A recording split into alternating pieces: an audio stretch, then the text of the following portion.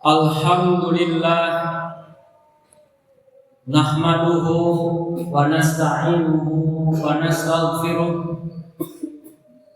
wa na'udzu billahi min shururi anfusina wa min sayyiati a'malina may yahdihillahu fala mudilla lahu wa may yudlil fala hadiya lahu.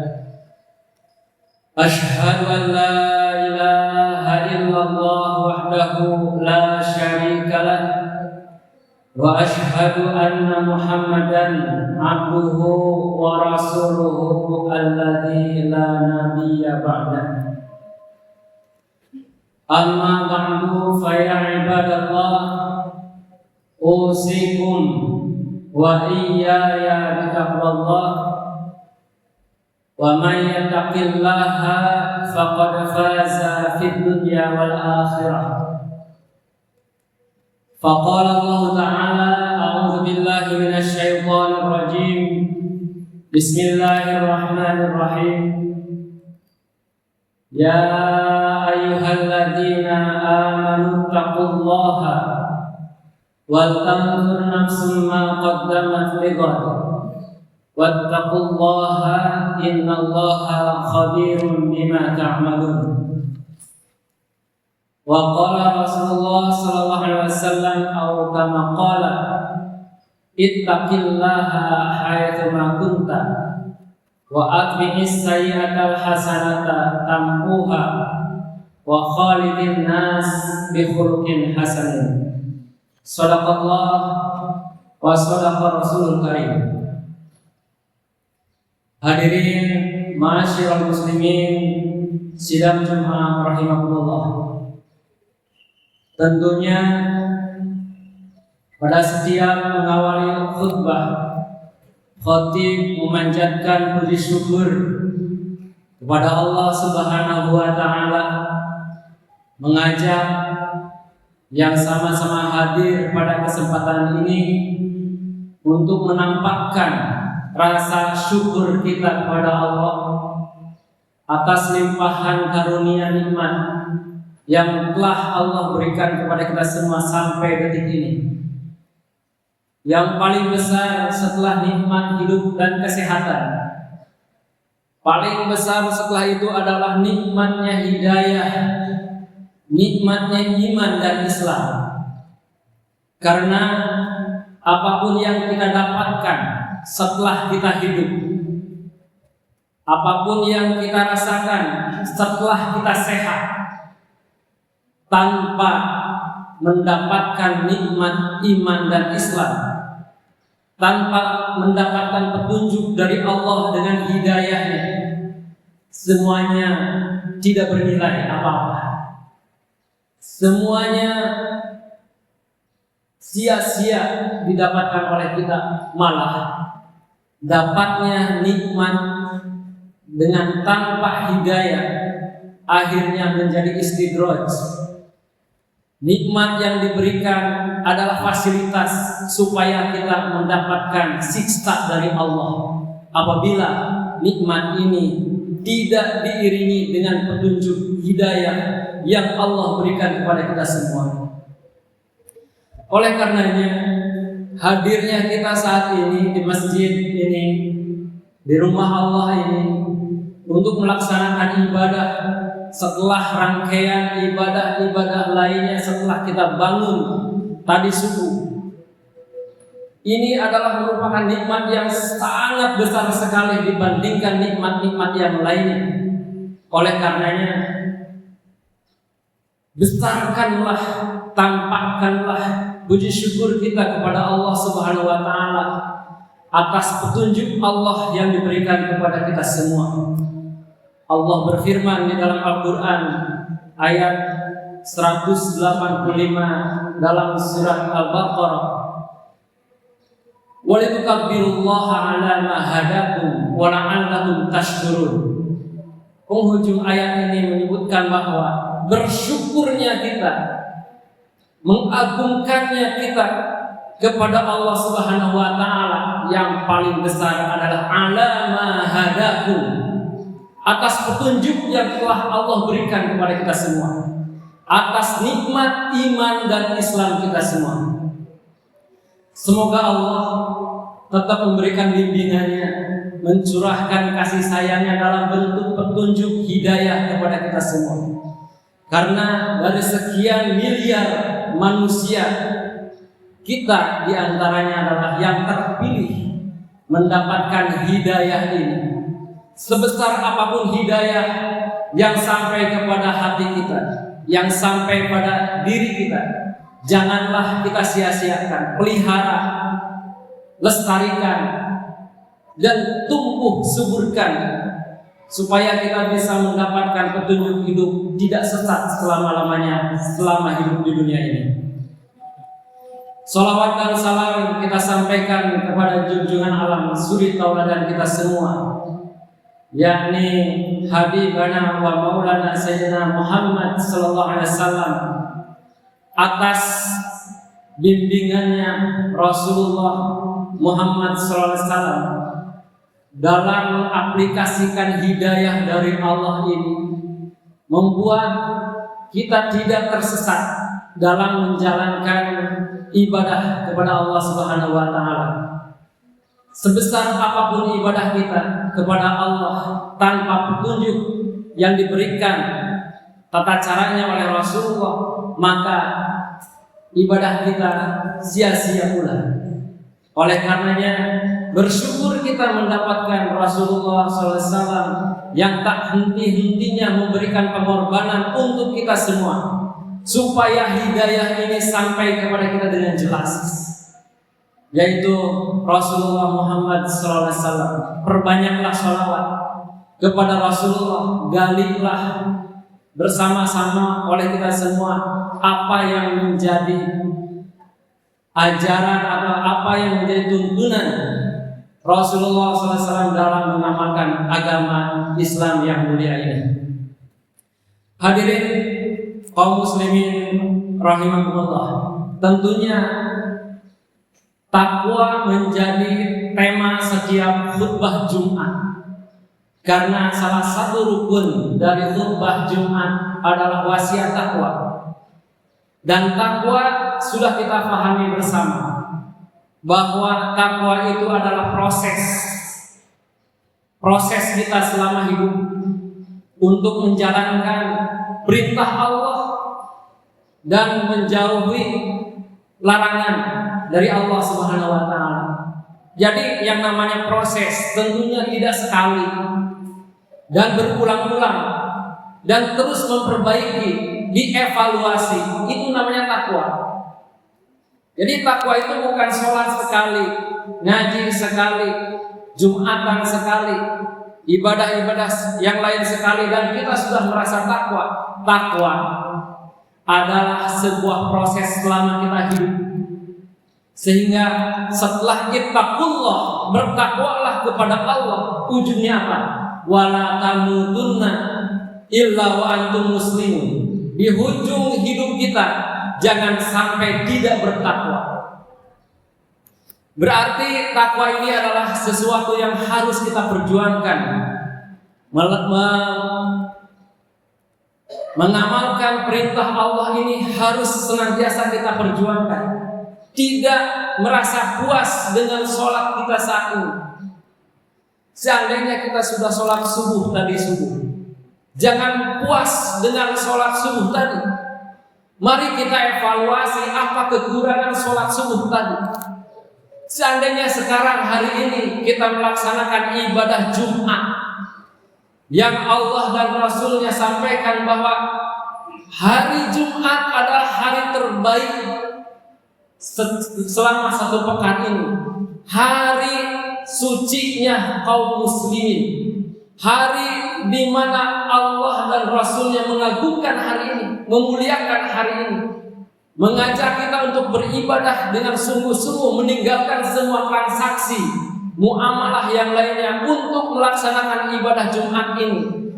Apakah sampai detik ini hadirnya kita dalam melaksanakan ibadah Jumat sudah puas dengan duduknya kita, dengan hadirnya kita? Adakah kesungguhan Setiap detik per detiknya sampai selesai ibadah Jumat ini dievaluasi setiap detik. Itu yang namanya takwa. Perjuangan dalam menjalankan ibadah semaksimal mungkin, mendapatkan ibadah terbaik kepada Allah Subhanahu wa taala. Tentunya doa kepada Allah janganlah kita lewatkan, karena takwanya kita juga adalah karunia dari Allah. Tidak bisa kita mengandalkan kekuatan diri, kepintaran, kecerdasan, bekal untuk ibadah ini dengan mengandalkan apa yang ada dalam diri kita. Semuanya la haula wala quwwata illa billah, tentunya adalah bimbingan Allah pula, karunia Allah pula. Kita bisa hadir satu, kita bisa melaksanakan sholat, ngaji, jumatan dan sebagainya, berdoa. Tanpa Allah memberikan kasih sayangnya, rahmatnya, kita tidak bisa melaksanakan itu. Jangankan sakit, sehat saja nggak bisa kita mengucapkan la ilaha illallah. Tidak bisa kita mengucapkan astaghfirullah. Lebih banyak yang mulut kita diam atau melakukan yang lain-lainnya, itu dari mulut saja. Tanpa bimbingan Allah yang Allah dan Rasul inginkan, kita sulit mengucapkannya. Jadi seandainya ada yang bertanya, anak kita atau cucu kita bertanya, kenapa nanti kita akan sulit, banyak orang yang sulit mengucapkan la ilaha illallah saat meninggal dunia.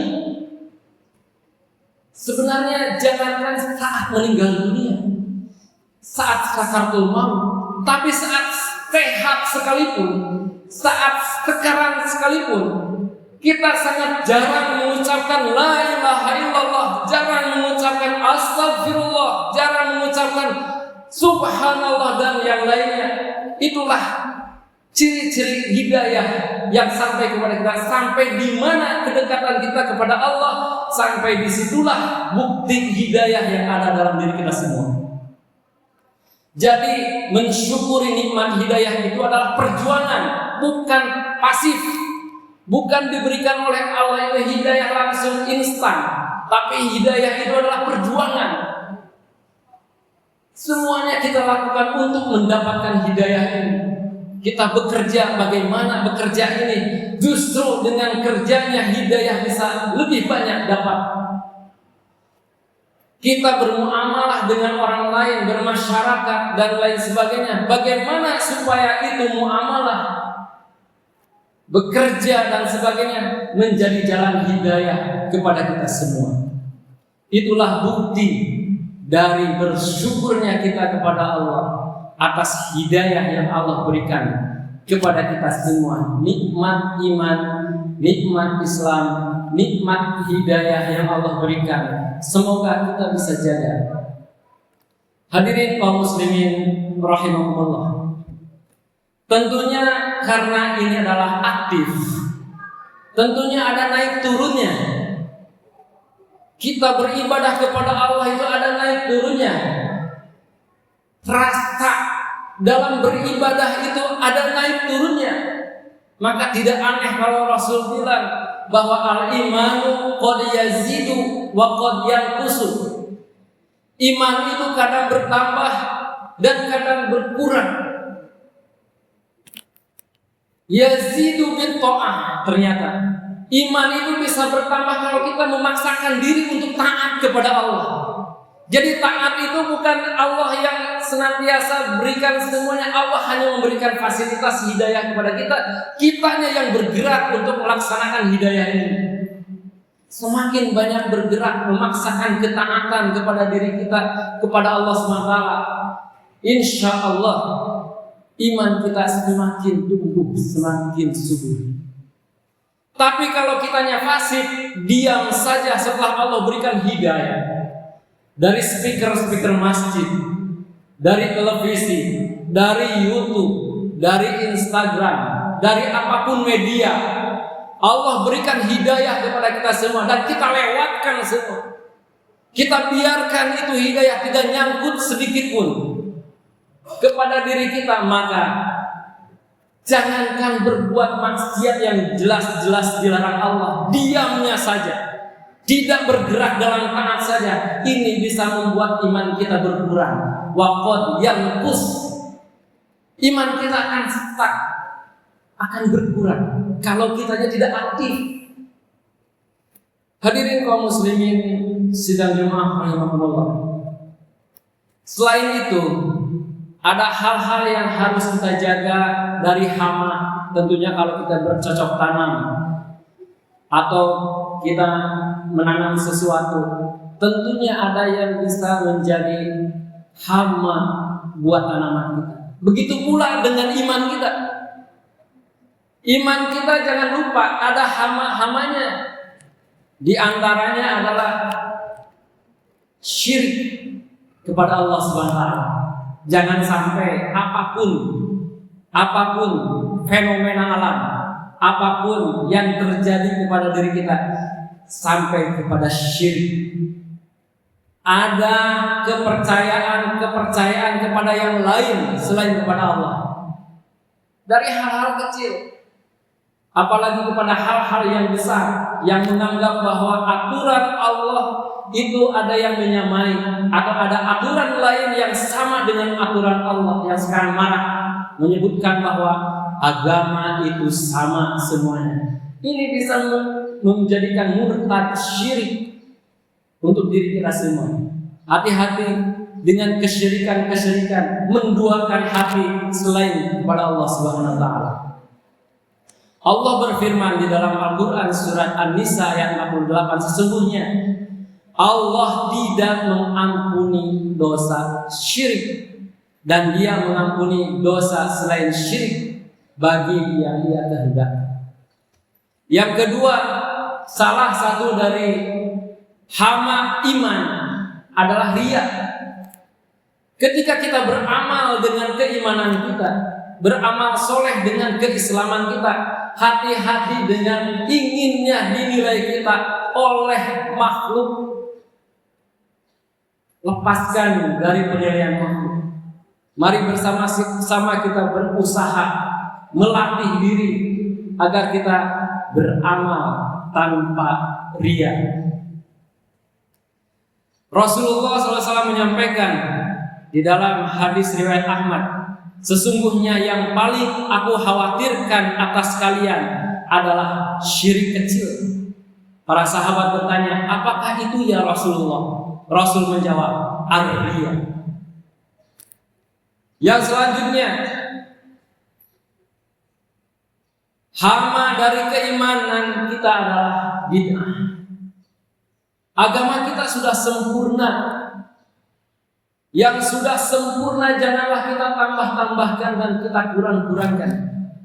Karena bid'ah ini yang bisa menolak amal kita tidak akan diterima oleh Allah Subhanahu wa taala.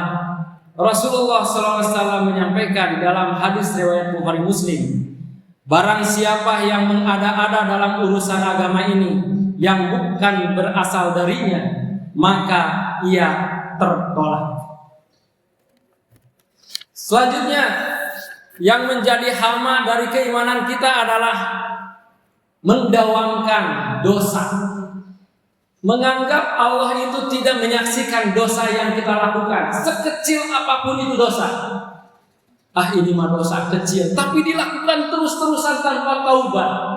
Ini bisa melunturkan keimanan kita kepada Allah Subhanahu wa taala.